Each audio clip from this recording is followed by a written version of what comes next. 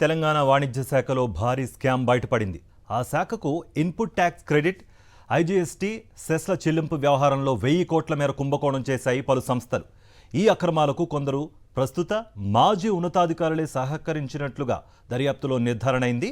అక్రమంగా లబ్ధి పొందిన సంస్థల్లో రాష్ట్ర బెవరేజెస్ కార్పొరేషన్ లిమిటెడ్ కూడా ఉంది. దీనిపై వాణిజ్య పన్నుల శాఖ ఫిర్యాదుతో సిసిఎస్ పోలీసులు కేసు నమోదు చేశారు. మాజీ CS Somesh Kumar, IIT Hyderabad associate professor Shobhan Babu సహా పలువురిని నిందితులుగా పేర్కొన్నారు. ఇదే అంశానికి సంబంధించి మరిన్ని అప్డేట్స్ మా ప్రతినిధి వాసు అందిస్తారు. వాసు,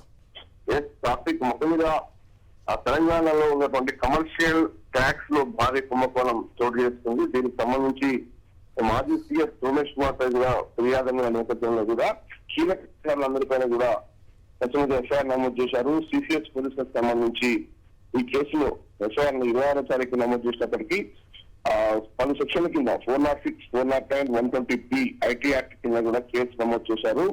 అంటే ఇన్పుట్ ట్యాక్స్ చెల్లింపుల్లో కూడా 1000 కోట్ల రూపాయల అవకతవకలు జరిగినట్టుగా గుర్తించారు. ఈ అక్రమాలకు పాల్పడేందుకు అధికారులు అందరూ కలిసి కూడా ఒక వాట్సాప్ గ్రూప్ ఏర్పాటు చేసుకుని ఏదైతే సాఫ్ట్వేర్ మార్పుకు సంబంధించి సిఎస్ సోమేష్ కుమార్ ఆదేశాల మేరకే ఇదంతా జరిగినట్టుగా గుర్తించారు.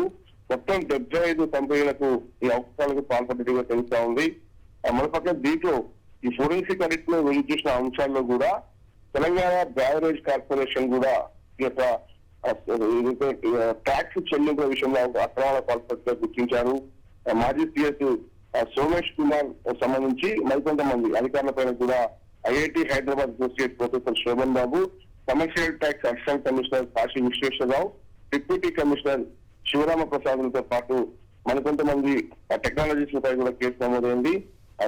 మొత్తం టీసీఎస్ ఈ కమర్షియల్ ట్యాక్స్ కమిషనర్ ఎవరైతే రవి తనూరి ఫిర్యాదు మేరకు ఈ యొక్క కేసు నమోదైనట్టుగా తెలుస్తా ఉంది. దీనికి సంబంధించి ఈ రోజు లేదా రేపు ఎవరిపైనైతే ఎఫ్ఐఆర్ నమోదైందో సోమేష్ కుమార్ ఇందులో ఏఫ్ఐగా చేర్చారు.